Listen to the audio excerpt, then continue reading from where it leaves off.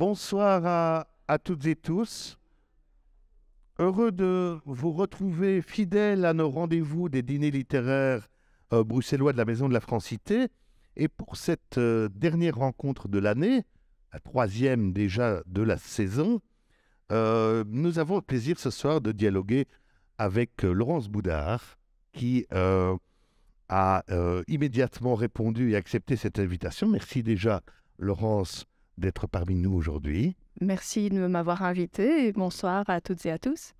Merci, Laurence. Nous allons, vous connaissez la formule, mais évoquer ce soir ton parcours, notamment ton parcours espagnol, mais on y reviendra.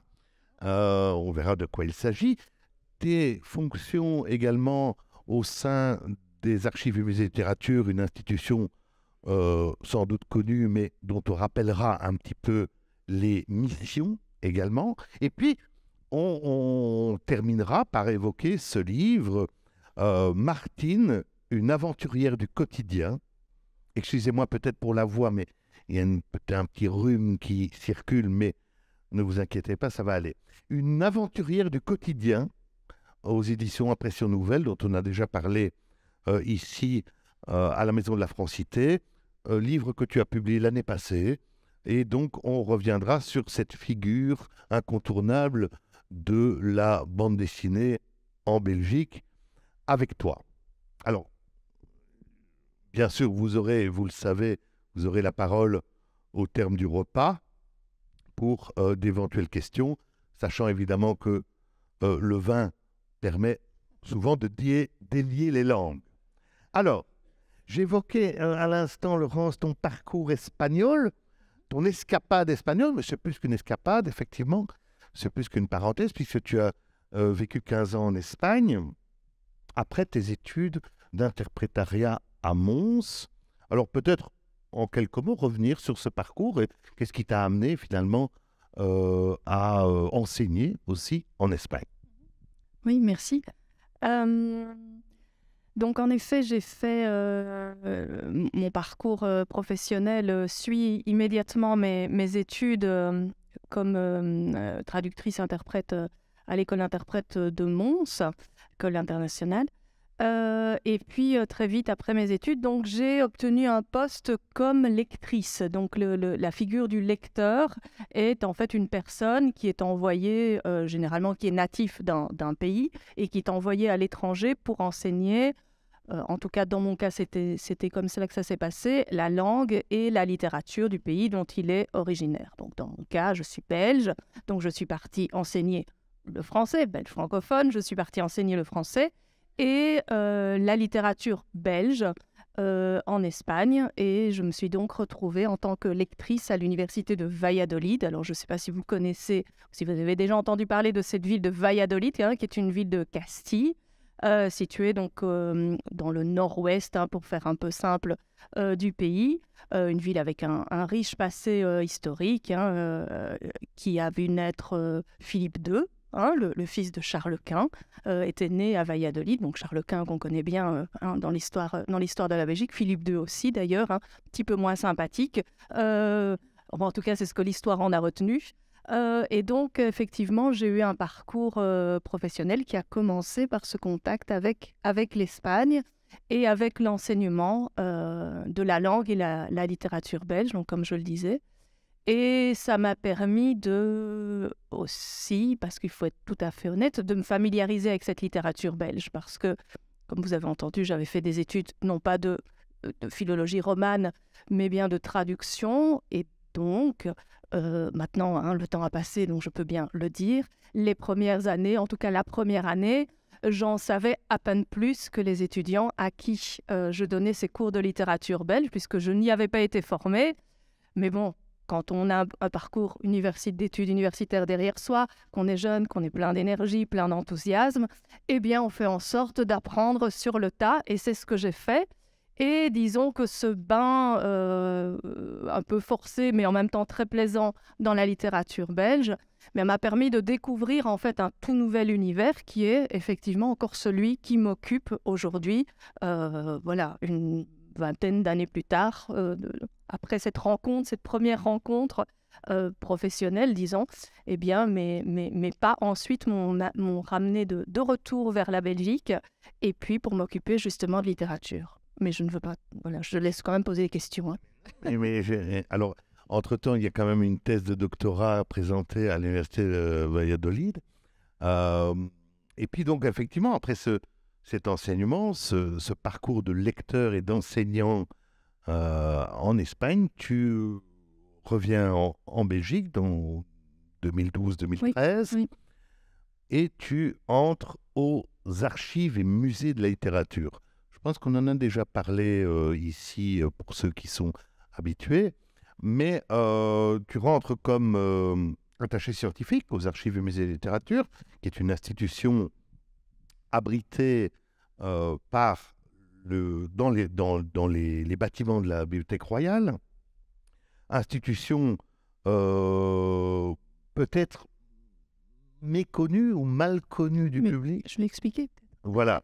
Et donc, en fait, peut-être rappelle-nous d'abord l'historique brièvement et les missions des AML. Oui, donc généralement entre nous, hein, entre personnes un peu familiarisées, on s'appelle AML, parce que Archives et Musées de la littérature, c'est un petit peu long, et puis après on oublie parfois un petit peu, voilà, dans quel ordre les mots se mettent.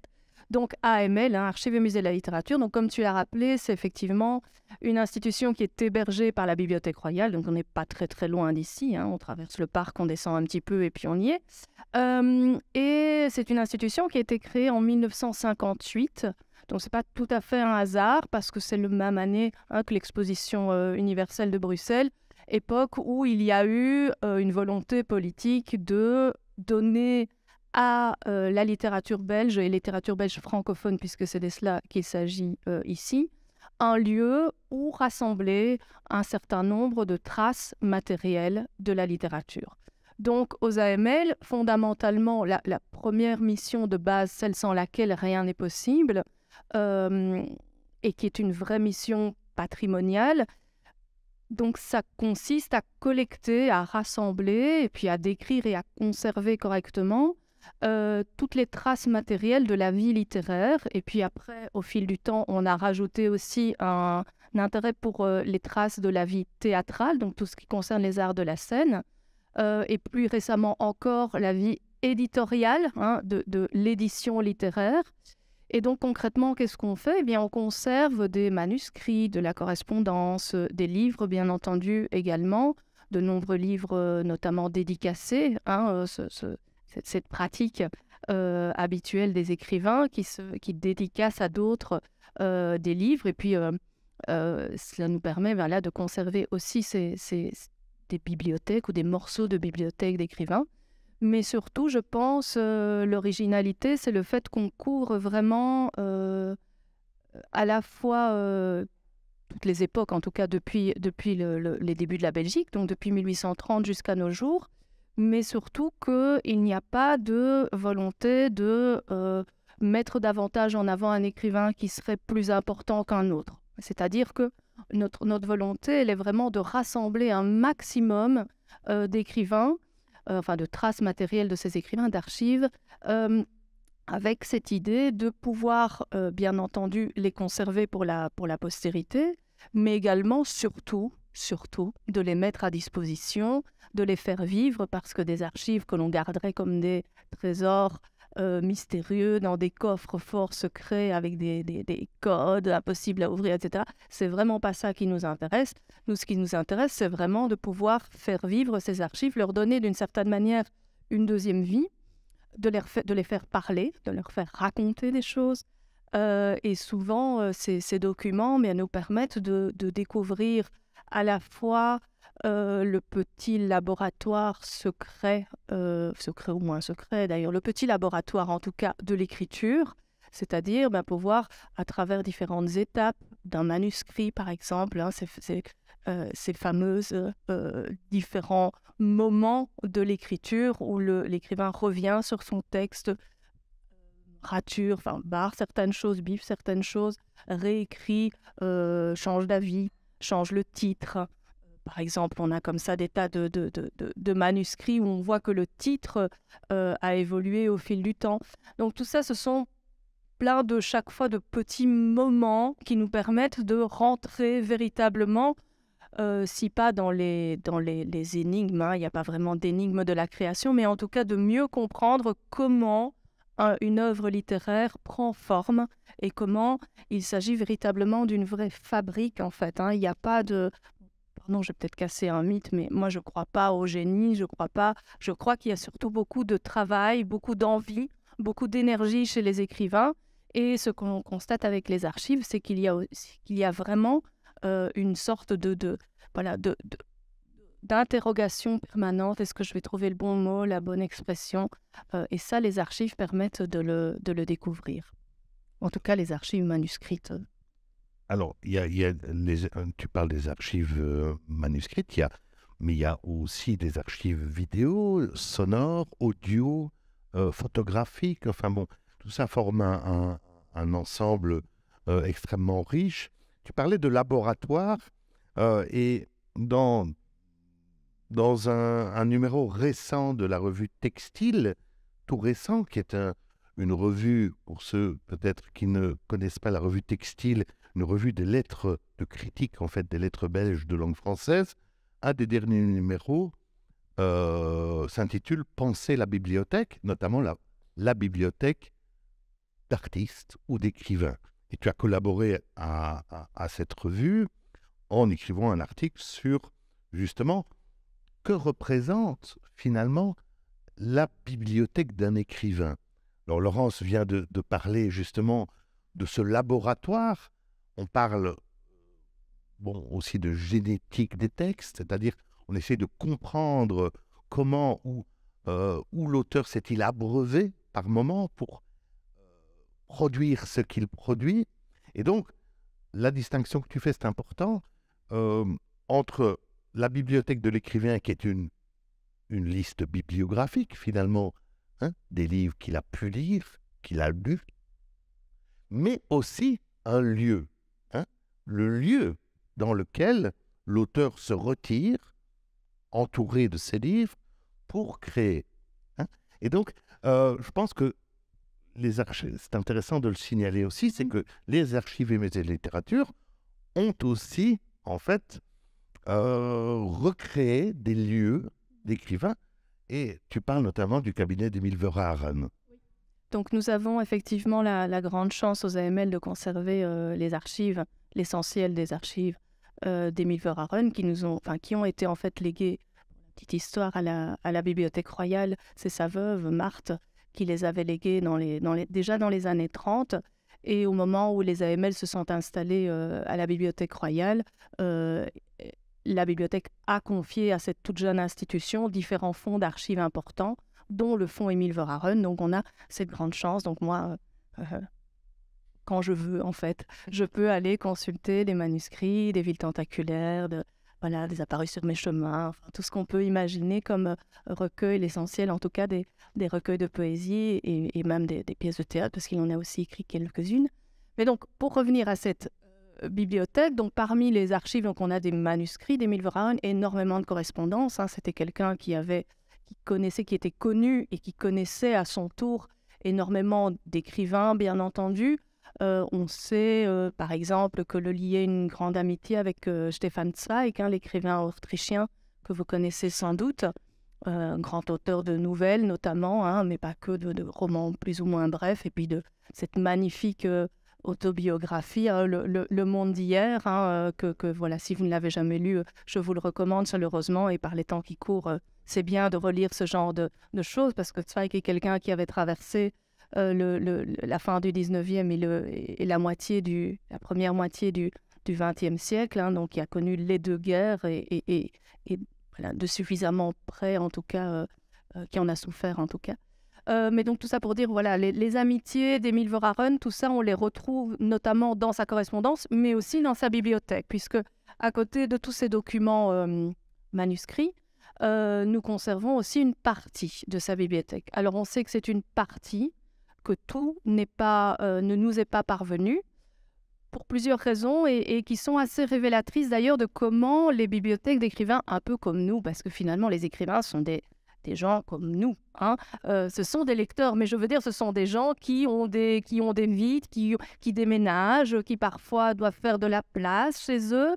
Et donc, on sait qu'Émile Verhaeren, à certains moments de sa vie, s'est défait d'une partie de ses livres, soit parce qu'il n'avait plus tout à fait la place pour les garder, soit aussi, et ça c'est la correspondance qui nous le révèle, soit aussi parce qu'il lui est arrivé d'aider certains de ses amis, notamment le peintre Theo van Rysselberghe. Donc ça, c'est une information qu'on a découvert dans la correspondance qui unissait les deux amis, en fait. Vous voyez qui est Theo van Rysselberghe, ce peintre pointilliste, néo-impressionniste, auteur de très très beaux portraits, notamment de son époque, enfin, de personnalités de son époque. Et donc Van Rysselberghe et Verhaeren étaient amis et à un moment donné, Van Rysselberghe est un petit peu dans l'embarras, connaît quelques soucis financiers. Et Verhaeren lui dit, lui écrit, lui dit, écoute, j'ai pas beaucoup d'argent, je peux pas vraiment t'aider. Comme ça, j'ai pas de finances actuellement très saines, moi non plus. Mais si tu veux, je vais vendre quelques-uns de mes livres. Et avec la vente de ces livres, eh bien, je pourrais t'aider. Donc voilà, c'est ça aussi que les archives nous font découvrir et nous font découvrir des bibliothèques d'écrivains et de la vie, finalement, des aléas de ces bibliothèques qui ne restent pas complètement intactes, mais qui néanmoins nous révèlent effectivement ce qu'un auteur a pu lire, ce qu'il a pu recevoir comme livre. Je parlais tout à l'heure des dédicaces, évidemment, chez Verhaeren, il y a ça aussi. Et donc, pour revenir à cette donation qu'avait fait Marthe Verhaeren dans les années 30, à charge pour la Bibliothèque royale, et en l'occurrence maintenant les AML, de conserver ces archives et de les faire vivre, il y avait aussi une deuxième petite clause qu'elle avait ajoutée à cette donation, qui était la demande de reconstituer au sein de la Bibliothèque royale l'espace de travail, de lecture et de création de son mari. C'est-à-dire ce qu'on appelle un peu techniquement son cabinet d'écrivain, donc son bureau, si vous voulez. Et donc, elle a donné pour ce faire à la bibliothèque, elle a donné l'ensemble du mobilier qui composait ce bureau, donc sa table, son porte-plume, des tas de bibelots qui étaient déposés sur ce bureau, mais également d'autres meubles, deux chaises, un fauteuil, un petit guéridon, quelques beaux tableaux, 2 tableaux, justement un portrait par Van Rysselberghe du couple Verhaeren, donc un portrait de lui et un portrait d'elle, donc d'Émile et de Marthe, et puis d'autres tableaux, d'autres dessins que Verhaeren avait également chez lui et qui sont révélateurs là aussi non seulement de ses amitiés, mais de ses intérêts pour la peinture. Il y a un petit tableau de James Ensor, il y a des dessins de Cross. Il y a une sculpture de Rodin, enfin voilà, c'est quand même pas rien, les choses que l'on trouve dans ce cabinet. Et donc cet espace a été, conformément au souhait de Marthe, a été reconstitué à la Bibliothèque royale et c'est toujours visible aujourd'hui. Donc si vous voulez aller les voir, ça se trouve au rez-de-chaussée de la Bibliothèque royale. Et donc, on peut consulter, on peut voir. Bon, pour le moment, il y a un petit peu des travaux et tout ça, donc c'est pas tout très, très, très évident. C'est un peu plongé dans le noir pour le moment, mais je suis certaine que voilà, qu'on va pouvoir redonner un bel éclat à cet espace prochainement. Et on peut donc s'approcher, j'aime bien de dire presque un petit peu comme si on passait là par hasard. Il y a une sorte de fenêtre, si vous voulez, un châssis à l'extérieur, et on peut s'approcher et pencher, se pencher à la fenêtre, observer ce bureau et imaginer pour un instant qu'Émile Verhaeren vient de le quitter à l'instant, puisqu'on a quand même poussé un tout petit peu la reconstitution jusqu'à laisser quelques pages évidemment sur le bureau, comme si des facsimilés, je vous rassure, on ne laisse pas les archives comme ça n'importe comment, mais comme s'il venait d'écrire quelques vers qu'il avait laissés sur son bureau. Et donc ces espaces sont assez, sont à la fois précieux et en même temps un peu magiques.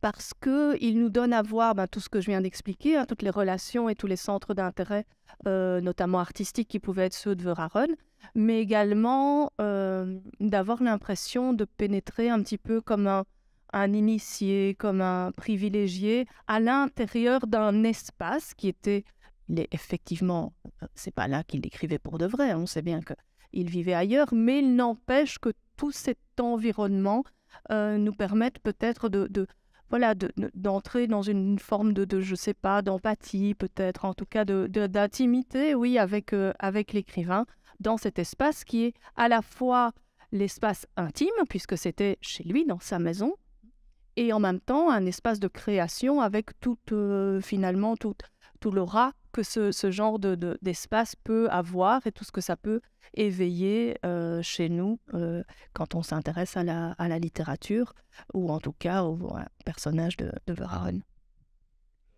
Effectivement, il y a des choses fabuleuses. Ici, je reprends juste le petit extrait d'une lettre adressée à Émile Verhaeren, dont Laurence vient de parler, à Theo van Rysselberghe, en disant « Pour l'aider, mais je n'ai d'autre choix que de vendre une partie de mes livres. » Et donc, voilà juste un court extrait de la lettre adressée à van Rysselberghe. « Pour l'instant, je suis tout à fait sec. Pis que cela, j'ai des lettres qui crient vengeance comme le sang d'Abel. Mais cela ne fait rien. Dans la circonstance où tu te trouves, tes amis ont le devoir de te venir en aide. Voici pour ma part ce que je combine.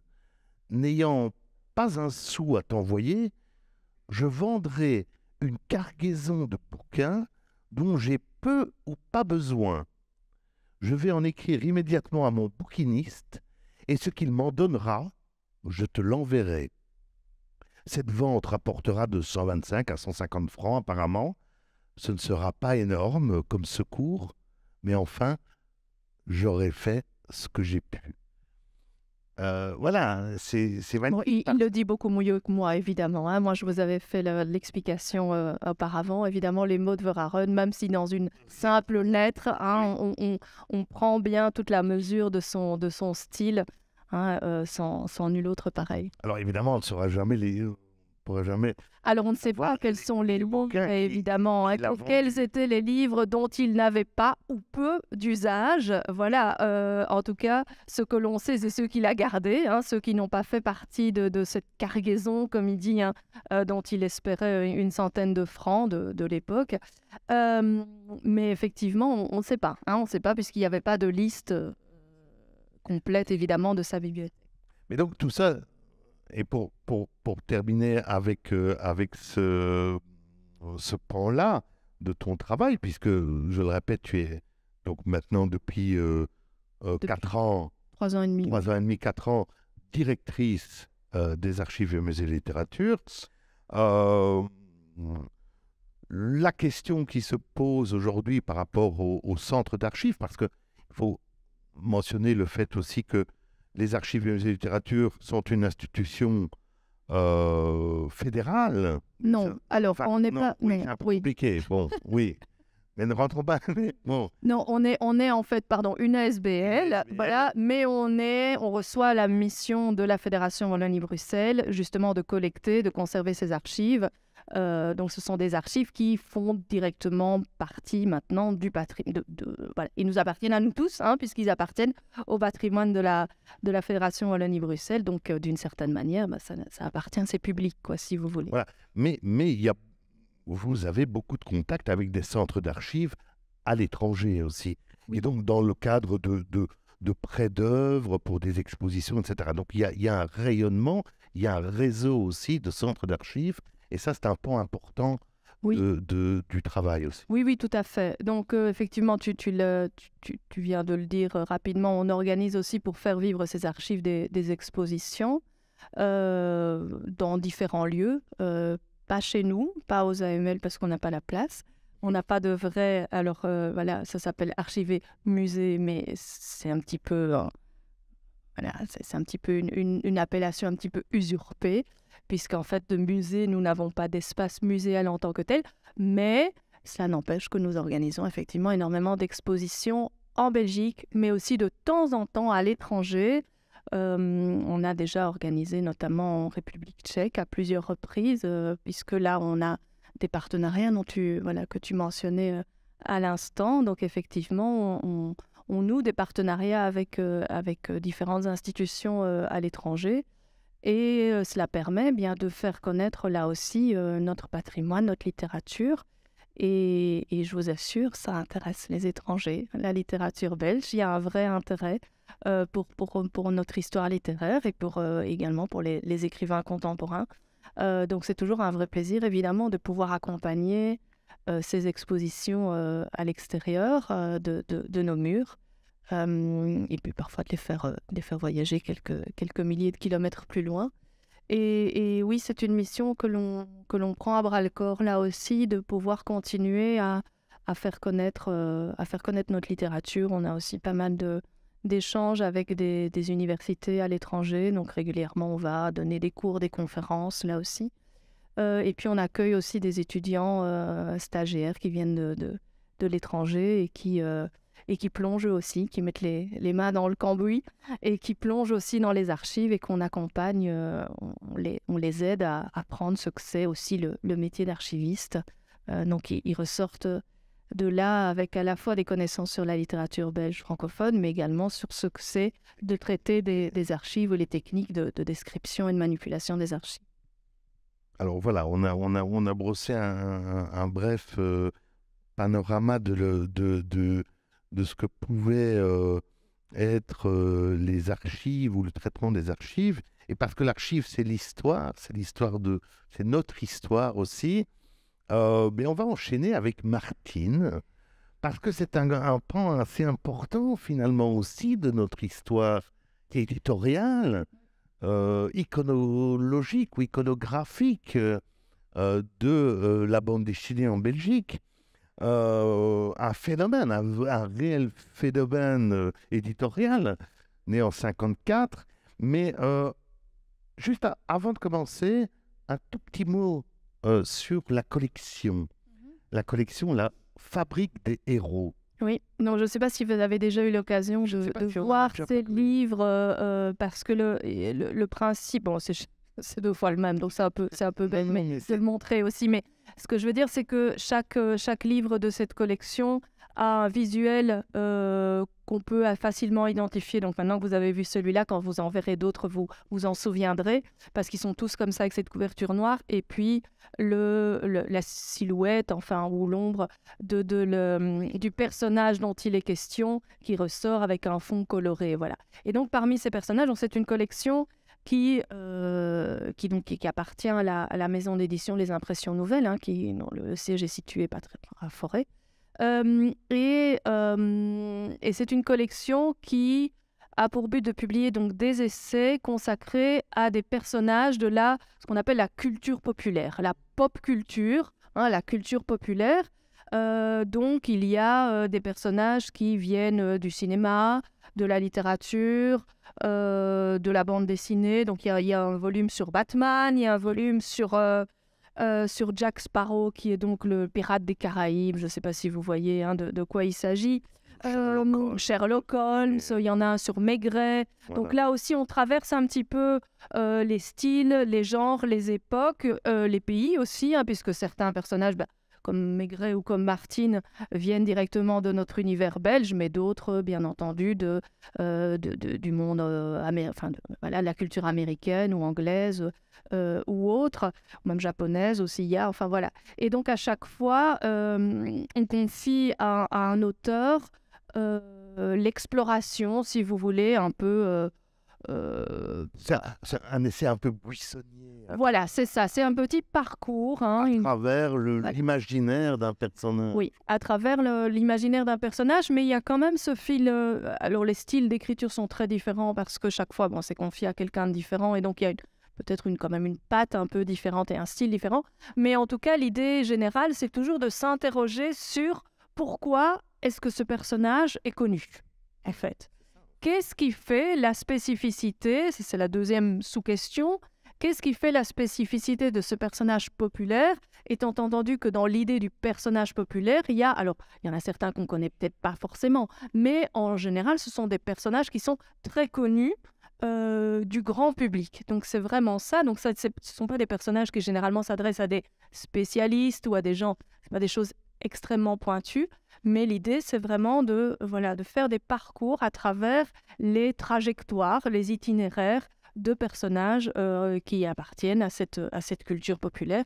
Et c'est comme ça, effectivement, que je me suis retrouvée à écrire sur Martine. Alors, c'est une collection que je vous recommande vraiment. C'est des surprises aussi, on apprend beaucoup de choses. Alors, bon, ici, Martine, c'est passionnant. Je peux rien dire d'autre, c'est passionnant. Et on lit ça d'une traite parce qu'on a tous, alors en l'occurrence encore plus pour Martine, mais on a tous l'image d'un album de Martine, d'autant que c'est à peu près 60 ans de production, de 54 à... oui, presque 70 en fait. 68 ans, 60 albums, voilà. oui. Donc la première question, mais peut-être brièvement, mais pourquoi tu choisis ce personnage-là? Est-ce qu'il était intime? Est-ce que c'était quelque chose d'une lecture? Est-ce que tu étais une lectrice inconditionnelle de Martine? Alors, inconditionnelle peut-être pas, mais lectrice certainement. Lectrice de Martine certainement. Pourquoi j'ai choisi Martine? Mais en fait, ça s'est un peu fait par hasard. En discutant avec l'un des deux, donc la collection dirigée par deux personnes, Tanguy Abran et Dick Tomasovi. Et en discutant avec Tanguy Abran, que je connais pour d'autres raisons, au début, au moment où j'en discute avec lui, dans cette collection, il n'y avait que des héros masculins. Et donc, je lui ai dit, écoute, c'est très chouette, c'est très sympa ta collection, ça a l'air de bien décoller, félicitations, on discute. Je dis, mais enfin, c'est quand même bien gentil la fabrique des héros, mais quoi, les héroïnes, où sont-elles? Et alors, il m'a pris au mot, il m'a dit, ah mais vas-y, si tu as une idée, n'hésite pas, on sera attentif à cette idée, etc. Et il me dit, ah ben tu vois, tu trouves pas d'héroïne. Et je dis, mais si, il y en a forcément, attends, je réfléchis. Et puis d'un seul coup, c'est l'image de Martine qui m'est venue. Et j'ai dit, ben Martine. Et il me dit, ah, Martine, voilà une idée, Martine. Et bon, le lendemain matin, il m'a envoyé un message, il m'a écrit, il me dit, écoute, j'ai beaucoup réfléchi et je crois que c'est une très bonne idée, Martine. Si tu es partante, envoie-moi une proposition et on y sera attentif. Et voilà comment les choses se sont faites. Et puis, je pense qu'elle n'est pas venue. Alors, je vous le raconte, ça a l'air d'être quelque chose d'un peu soudain comme ça. Mais en fait, je pense qu'en réfléchissant à l'idée de héroïne populaire, c'est pas un hasard si elle m'est venue à l'esprit. Parce que je crois qu'elle incarne vraiment, et après, avec toutes les lectures que j'ai relu tous les albums, évidemment. Bon, en même temps, oui, bon, ça va. voilà. Oh, c'est pas Proust. C'est pas relire tout Proust non plus. Mais bon, disons que j'ai fait l'exercice de manière très consciencieuse. Et en fait, j'ai retrouvé en lisant ces albums quelque chose effectivement qui venait de mon enfance. Une espèce de magie que j'ai pu retrouver évidemment avec mes yeux de maintenant, avec tout ce regard d'adulte qui est quand même plus le même que celui qu'on a pu avoir étant enfant, mais il n'empêche que j'ai encore été, je vous avoue, assez charmée et assez séduite parce que j'ai retrouvé dans ces albums de Martine. Et puis j'ai quand même essayé de me détacher de cet aspect un peu, oui, admiratif. L'admiration y est, mais j'ai essayé d'y apporter tout de même un regard critique et un peu analytique pour m'intéresser à ce personnage. Mais donc, en tout cas, oui, je pense que Martine, je peux raconter peut-être une autre anecdote. Quand je commençais à travailler sur le livre, en discutant avec des gens que je rencontrais, etc., je connaissais, ils me disaient, ah, tiens, qu'est-ce que tu fais tu sur un projet pour le moment? Vous savez, cette question qu'on pose, tiens, tu fais quoi pour le moment? Il y a une exposition. J'ai dit, non, pas vraiment. En fait, je travaille sur Martine. D'abord, il y avait un petit silence. Et puis, on disait, Martine? Et je disais, oui, Martine. Et donc, ça veut dire, outre cet étonnement, qu'il suffisait de dire Martine pour savoir de qui il s'agissait. Je n'ai rencontré personne à qui j'ai dit que j'étais en train d'écrire un livre sur Martine, qui m'a demandé Martine qui, quelle Martine, ou bien dire des noms de famille, je ne sais pas, hein, voilà. On connaît toutes quelques Martines, hein, voilà, dont le nom de famille pourrait suivre. Et là, pas à aucun moment. Et donc, ça m'a confortée, si vous voulez, pendant le moment où j'étais en train de préparer ce livre, ça m'a vraiment confortée dans cette conviction que c'est vraiment un personnage populaire, au sens le plus noble du mot, c'est-à-dire qu'il appartient à tout le monde, quelles que soient finalement les générations, qu'il s'agisse bien des tout premiers lecteurs de Martine, puisque le premier album, tu l'as rappelé, était sorti en 1954, ou aux petits lecteurs d'aujourd'hui, parce que là aussi, quand je les avais pas tous, hein, les albums de Martine, donc j'ai d'abord dû faire une recherche pour tous les retrouver, hein, pour pouvoir travailler dessus. Et donc, je suis allée dans une célèbre librairie de seconde main, hein, voilà, ici à Bruxelles.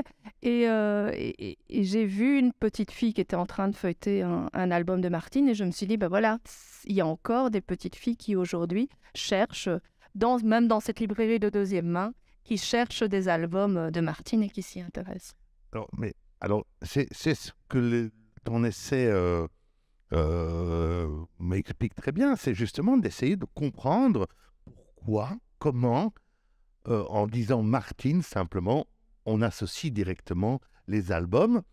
Et là, tu passes en revue d'une certaine façon les albums, mais les thématiques et ce qui fait que Martine devient une sorte de mythe, une sorte de phénomène. On l'a dit, c'est 60 albums, sur 65, 70 ans, sont des textes, alors ça on pourrait y revenir, mais ce sont des textes traduits en une trentaine de langues.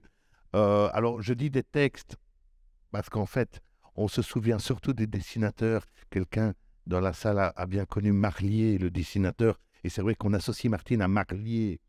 Mais il y avait un auteur. Oui, il y en a eu plusieurs d'ailleurs dans l'histoire de Martine. Donc le premier est l'historique, celui dont vous vous rappelez sans doute d'avoir vu son nom sur les couvertures, c'était Gilbert Delahaye. Et Gilbert Delahaye, il travaillait comme typographe chez Casterman. Donc Martine est née dans la maison, enfin c'était une volonté de la maison d'édition Casterman de créer ce personnage féminin. Et donc effectivement Gilbert Delahaye, lui, travaillait comme ouvrier typographe. Et donc on lui a confié, on savait, il était français, hein, d'origine Delahaye, mais il habitait à Tournai.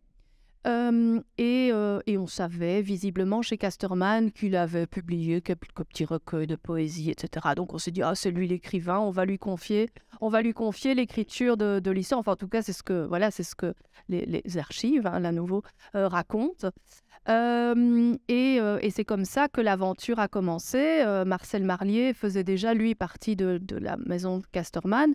Il avait déjà dessiné pas mal de couvertures, notamment, pas que, mais notamment des livres de catéchisme, hein, puisque Casterman, c'est quand même la grande maison d'édition catholique dans le paysage éditorial belge et dans le paysage pour la jeunesse et pour l'enfance. Mais ils éditaient, ils publiaient également des livres de catéchisme. Et donc Marlier était notamment l'auteur de dessins de couverture. Et donc, oui, donc il y avait un auteur. Donc ça a d'abord été Gilbert Delahaye, en effet.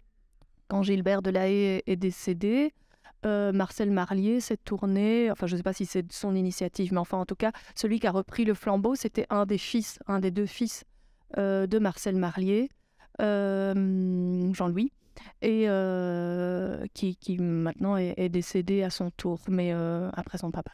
Et donc voilà, donc ça a été une histoire, il y a eu deux auteurs en fait, de Martine, deux auteurs pour les textes, hein. Les dessins, les illustrations qui effectivement sont l'œuvre de Marcel Marlier, qui portent véritablement, je pense, le personnage de Martine, parce que là, si on fait voilà, une petite enquête parmi vous et que je vous demande de me dire à quoi ressemble Martine, ben, bien entendu, c'est grâce à l'image, au dessin de Marcel Marlier, que vous allez pouvoir, que vous avez sans doute d'ailleurs une image mentale, là, tous, tous maintenant, depuis que je ne cesse de prononcer ce nom, ce prénom un peu fétiche, vous avez sans doute... spiritisme.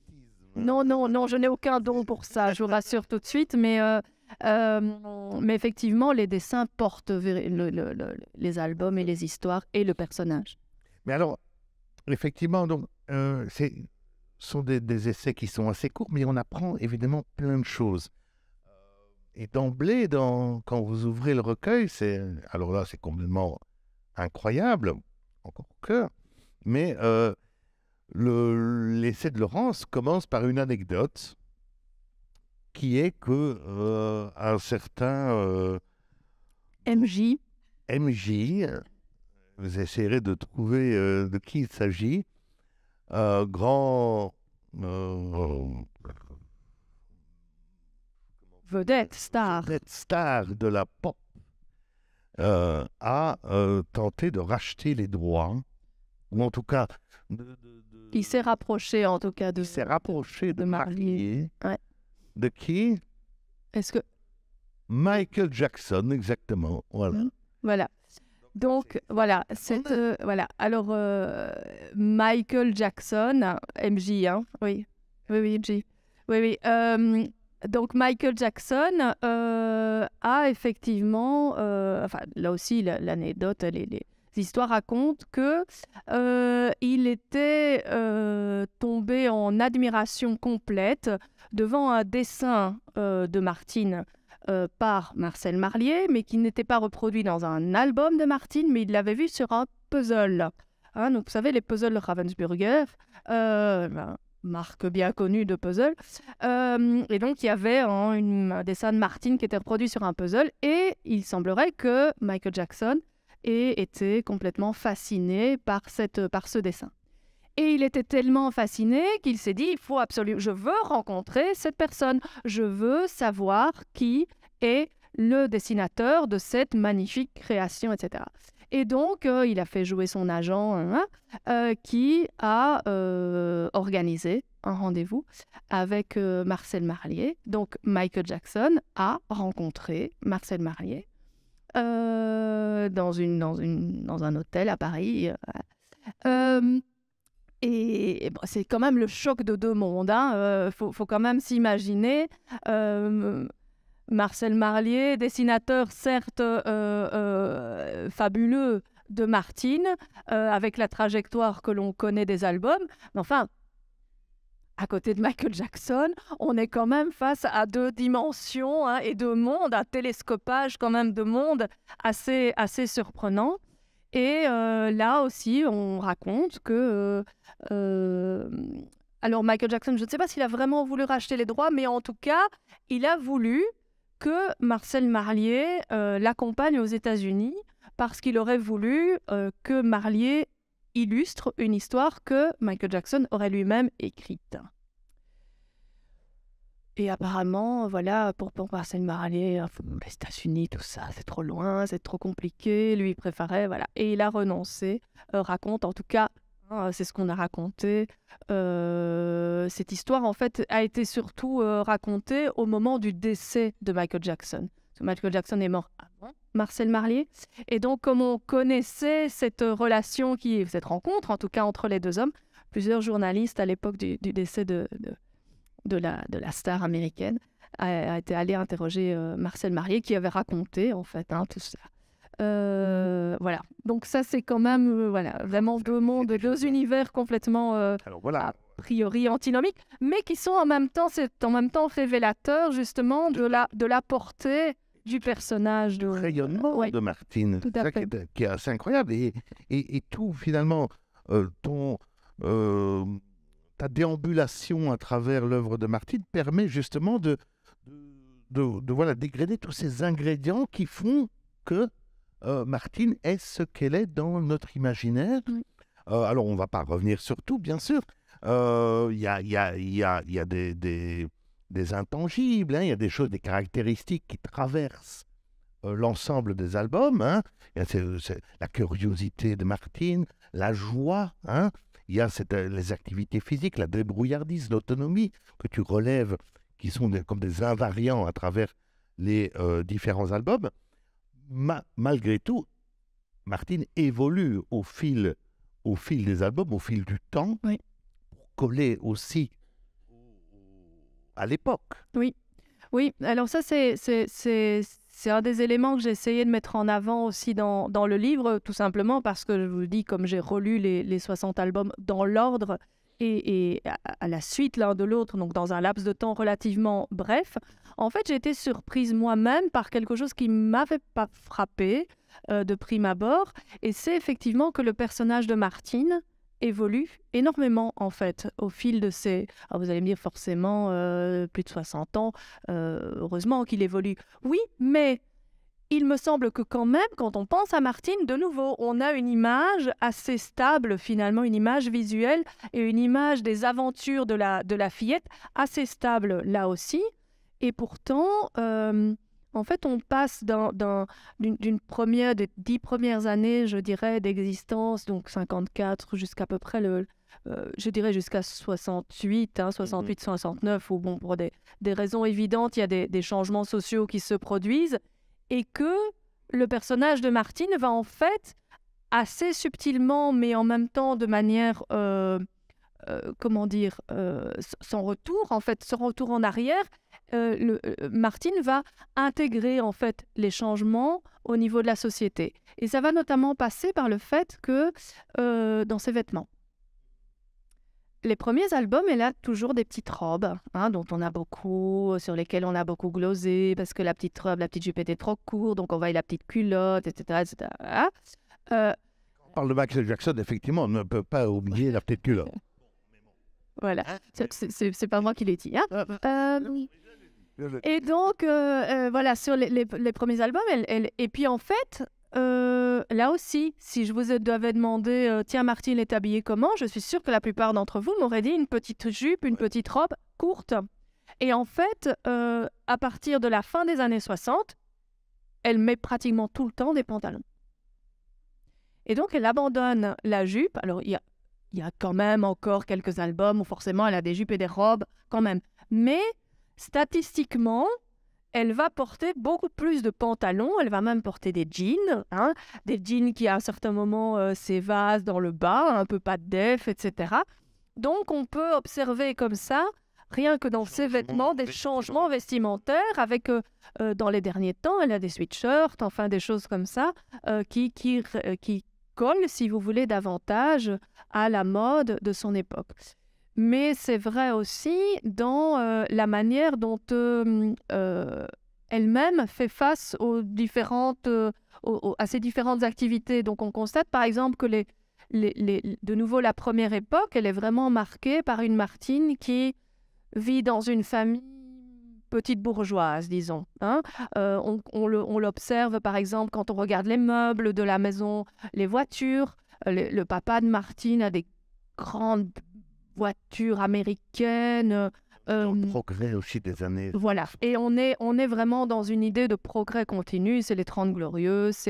C'est vraiment l'idée des électroménagers qui envahissent la maison avec les choses dernier cri, les aspirateurs. Vous savez, les aspirateurs Hoover en boule comme ça. Bah, y a ça dans les albums de Martine. Donc, le jour où elle veut une surprise à sa maman, elle nettoie avec son frère, il nettoie la maison, ils font à manger, etc. Et ben c'est cet aspirateur-là. Donc je me suis beaucoup amusée en fait à faire beaucoup de recherches sur les marques d'électroménagers, les marques de voitures. Et donc pendant toute une première partie, là aussi une dizaine d'années je dirais, elle appartient plutôt à une classe, on va dire, enfin, assez aisée. Et puis après, il y a une forme d'adaptation. Là aussi, très subtile, très douce. Mais par exemple, Martine, dans un album avec ses parents, part en vacances. Elle fait du camping, mais du camping à la ferme, sous tente, mais à la ferme. Donc cette idée aussi des vacances à la ferme. On ouvrait des campings Et le côté, si vous voulez, un peu rustique de la tente est contrebalancé par l'idée qu'en fait, c'est quelque chose de très moderne. C'est vraiment dans l'air du temps, c'est de nouveau cette idée du progrès. Par contre, dans les années 80, elle repart en vacances avec ses parents. Et là, c'est plus du tout sous tente, hein. Elle est dans une caravane. Elle participe à des défilés de majorettes. Voilà, donc je ne veux pas mettre des étiquettes sociales sur les choses, mais on constate quand même qu'on n'est plus tout à fait dans le même milieu que dans les années 60. Et donc, mais tout ça se fait de manière tellement subtile et en même temps, je dirais, fine, intelligente, que le personnage de Martine a réussi. Je pense que c'est une des recettes d'ailleurs qui a permis de faire en sorte que on parle encore d'elle aujourd'hui et on la connaisse encore comme personnage de la littérature jeunesse. Et que énormément d'albums se vendent encore, hein, parce que j'ai eu l'occasion de poser la question assez récemment d'ailleurs à Casterman, à la section jeunesse et petite enfance de Casterman, et ils disent eux-mêmes, c'est incroyable le nombre d'albums que l'on vend encore aujourd'hui. Et donc je pense qu'une des recettes de cette longévité et de cette popularité, c'est le fait que Martine est un personnage qui a su finalement, comme Marcel Marlier notamment, a réussi à faire suivre son époque. Alors, pas de manière radicale, hein, pas de manière... On est quand même toujours resté dans... Il y a une tradition, hein, les albums se construisent à peu près toujours de la même manière, ils sont très thématisés, hein. Martine fait ceci, Martine fait cela, avec une histoire finalement, avec une thématique unique sur tout l'album, mais en même temps, si vous voulez, c'est à deux niveaux, hein. Il y a à la fois cette espèce de permanence où on reconnaît le personnage, on sait les histoires se ressemblent un peu toutes, etc. Et en même temps, une adaptation aux évolutions de la société. Et je pense que c'est une des forces, effectivement, des histoires de Martine. Alors voilà, vous voyez que... Alors, si vous voulez tout savoir sur Martine... Parce que je raconte plein d'autres choses, évidemment. Énormément, c'est incroyable. Et voilà, on décortique tout ça avec le point, si vous voulez, le point final qui est effectivement, mais on le dit en quelques mots, mais c'est le dernier ingrédient de ce succès, ce sont peut-être les parodies, hein, les parodies de Martine, que on a tous vu un jour passer sur les réseaux sociaux. Tu en égrènes quelques-unes, notamment lors du Covid. Hein, on a vu passer ça sur les Twitter, etc. Martine en a plein le cul de porter le masque. Martine confinée à la maison. Mais aussi Martine s'emmerde. Et puis, on a eu tous les... Et tu as donné des exemples, tu donnes des exemples à la fin, les plus légers, finalement. Hein, mais on en a tous eu. Et donc, mais ça participe aussi, justement, de cet imaginaire collectif. Oui, donc de cet imaginaire collectif. Donc effectivement, Martine est une des stars, là pour le coup aussi, hein, des parodies sur Internet. Elle continue à l'être là également. Et je pense que il y a deux choses peut-être à pointer par rapport à ces parodies. L'une, que c'est la preuve que c'est un personnage iconique et un personnage que tout le monde reconnaît. Si on utilise n'importe quel autre personnage que la moitié de l'Assemblée ici ne connaît pas, ça va pas être drôle, ça va pas marcher, ça va pas faire sourire, ça va même pas attirer notre attention. Ça marche, pourquoi? Parce que tout le monde, qu'il ait lu ou pas, d'ailleurs Martine, et ça c'est mon deuxième point, reconnaît Martine dans les parodies qui en sont faites. Deuxième élément qui en fait est au bénéfice finalement du personnage, c'est que grâce à toutes ces parodies, ça permet de faire continuer à vivre le personnage de Martine dans l'imaginaire collectif.